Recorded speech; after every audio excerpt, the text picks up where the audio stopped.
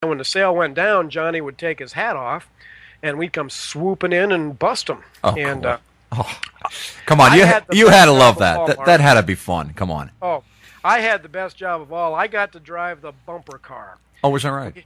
We had an old beat-up Toyota truck that had been seized on a drug raid.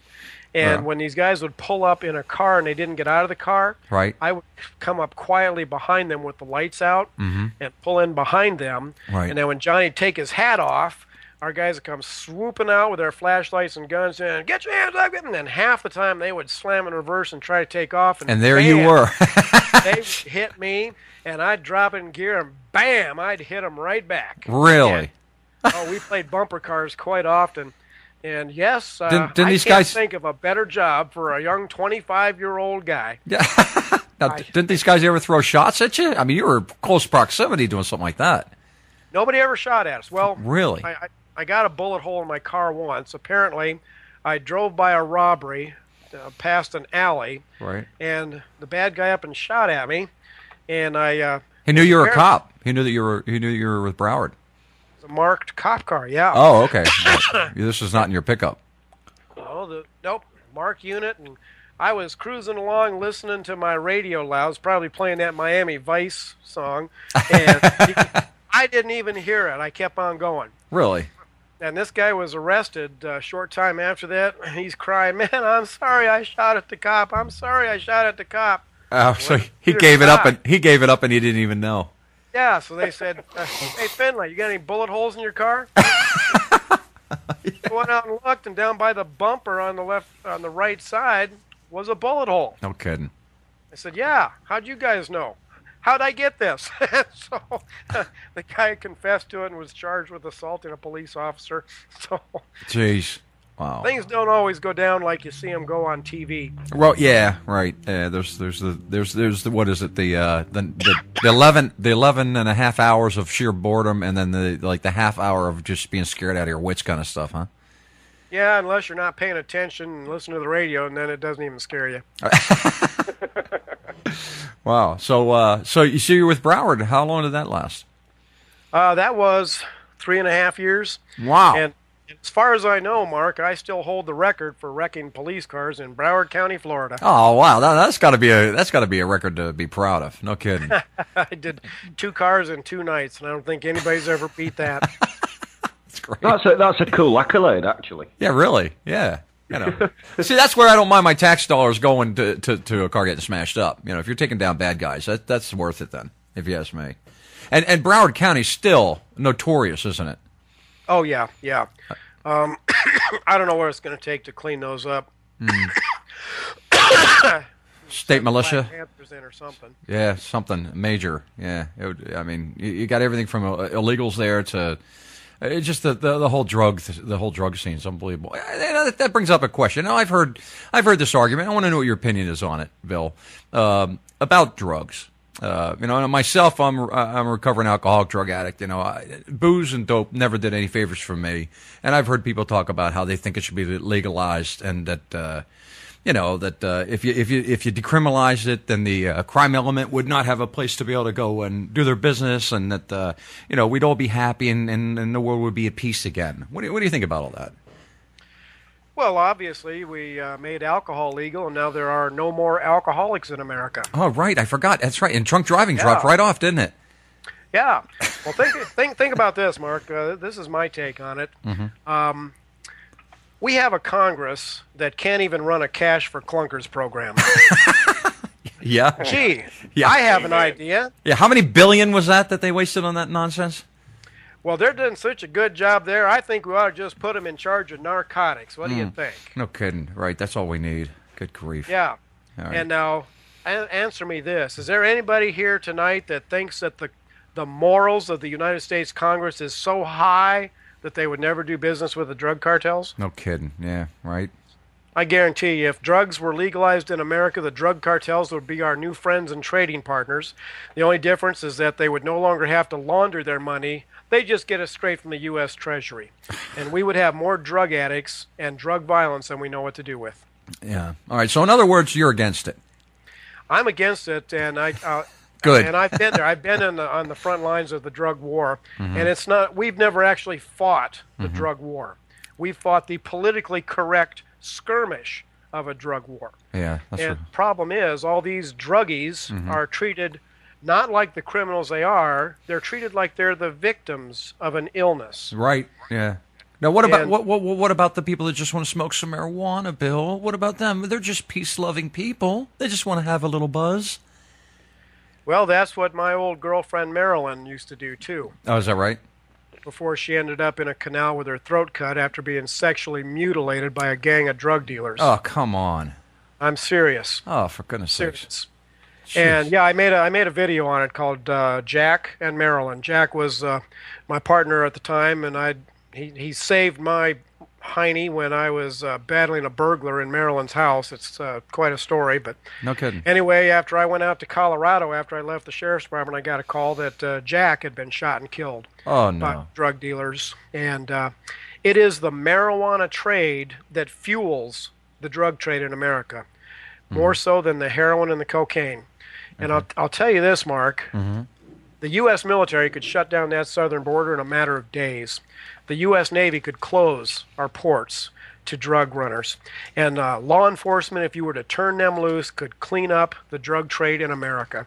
It can be done. We just don't have the will to do it. All right. Well, when you say we, we're talking about not you and me. We're talking about the people that are, we're talking about our Congress. We're talking about the politicians. The politicians, yes. Okay. Yeah, I think there's... I think the willpower. I think the will is there among the people of our country. Yes. I think that we got a bunch of linguini-spined liberals in charge of enough that's why it's going to stay the way it is. Yeah, the first thing we need to do is outlaw political correctness in this country. That is the poison that's wrecking this country from one end to the other. Well, you can say that again. Yeah. Oh, for those of you who don't know what political correctness is, Bill, would you mind to give them your definition? We may have some people that are listening. North Star Radio broadcasts, and we get people that are not just in the UK but over in Europe and even the Pacific Rim. They may not be aware of this term. What is political correctness? What are you talking about? Oh, the people in Europe are very well aware of political correctness. It's the spineless, weenie politicians who cater to criminals and radicals because they are afraid to take a stand against them. Thank you. You know, I have friends in the UK that are watching their country being sold down the tubes to radical Islam because the politicians would rather appease them than take a stand for their own nation. Okay. Here, here. Thank you very much for that. Yeah, right. Oh, by the way, just for those of you that are listening in and you would like to call in, the U.S. phone number to get in tonight is area code 209-647-1600. That's area code 209-647-1600. And then you'll need to dial the code, and the code to get into the actual conference is 359-310, and then you hit the pound mark. All right, that's 359-310. All right, and you may, if you have questions for Bill, feel free to give us a buzz. Now we're going to be coming up on a hard break in a couple minutes here, just about 3 minutes. And so before we do that, I'm just curious. So Bill, you were with Broward, and then you left that. Now was it out of were you just kind of tired of it, or did you get a better offer? What happened? Well, it was shortly after Marilyn was murdered, and there was another incident that really affected me.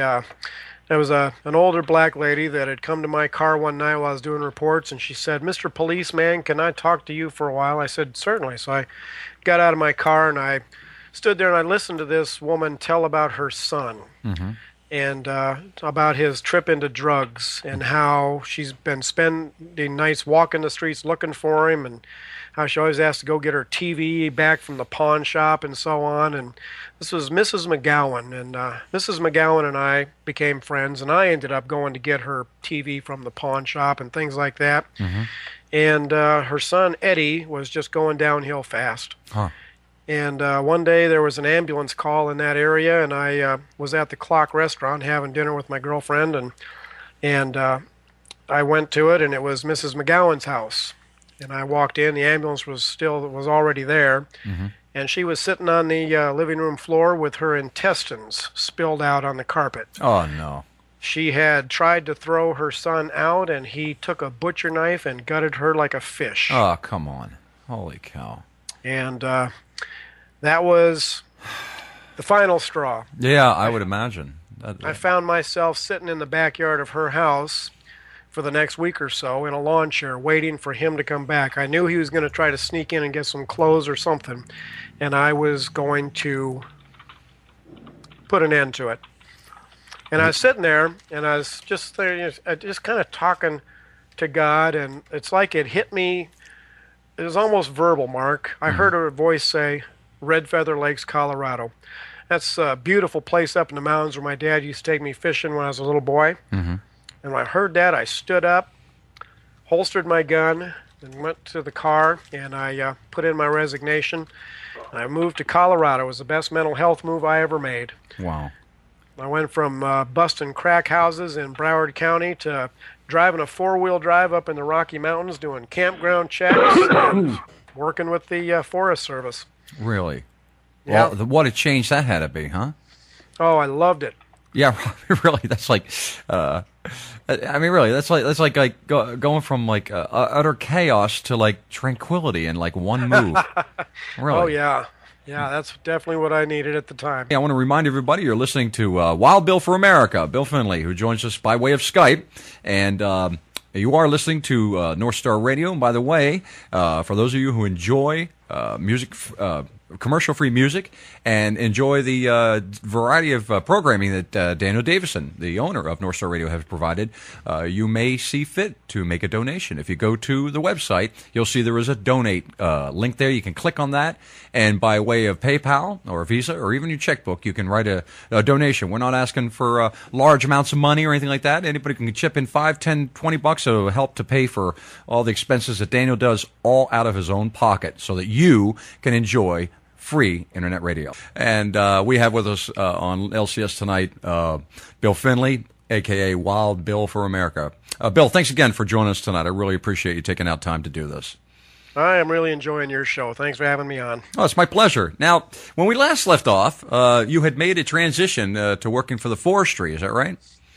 Well, I switched to a sheriff's department in Colorado, the Larimer County Sheriff's Department, one of the best sheriff's departments in the United States. Uh-huh. And I was fortunate enough to be sent up to patrol the Rocky Mountains. Oh, okay. Wow. And that's exactly what I needed after being on that roller coaster ride down in Broward County. Yeah, no kidding. That was like rehab for you, huh? It was. Actually, to this day, Mark, getting up in mountains like that is where I feel most spiritually recharged. Yeah, no Spent kidding. a lot of time sitting on rocks by the river, talking to God. Mm-hmm. So yeah, I've done that myself. Yeah. So how long did you do this? Was this a job you did for a short while, long while? I kept that job for 10 years. 10 years? Holy cow! Yep. All right. Yep. All right. So, I mean, you must have seen some action in terms of like fires and things like that. Anyway. Oh yeah. I do not like forest fires because I was the guy that had to go into the fire area to make sure there were no hunters or campers in the path of the fire, and that got pretty scary sometimes. No kidding. Yeah, I never lost one of my cars, but I worked with two guys that had their patrol cars burned up in these fires. Really? Yeah. Holy cow! So now you did this job, and was anything else going on in your private life? Meet anybody? Any kind of stuff going on?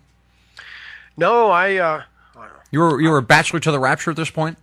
Oh, definitely. I had learned to be content as a bachelor. My life was so peaceful, just me and my goofy little dog in that log cabin up in the mountains. Right. And life was just nice. Oh, good. All right. So you did this for 10 years. That's quite a chunk of time. Are there any particular experiences you had while you're out there that stand out for like what you remember from those days gone by? Well, that was when I really got involved with the church. There was a little mountain church, and I walked right in there when I got the job, and I told the pastor, I said, I want to be a part of this. I want to help out. Uh-huh. I wanted to learn. And he started getting me taking courses, through the mail, correspondence courses from Bible college, and that got to be quite an interest of mine. And I was there for 10 years, but I tell you, for the last 3 years, it was like God was trying to pry me loose with a crowbar and send me up to Bible college. Really? Now, you've been a Christian since you were younger? as a teenager, I found a track in a phone booth. Oh yeah. And it scared the living daylights out of me. Oh, was Man, it? I dropped to my knees and I prayed that prayer at the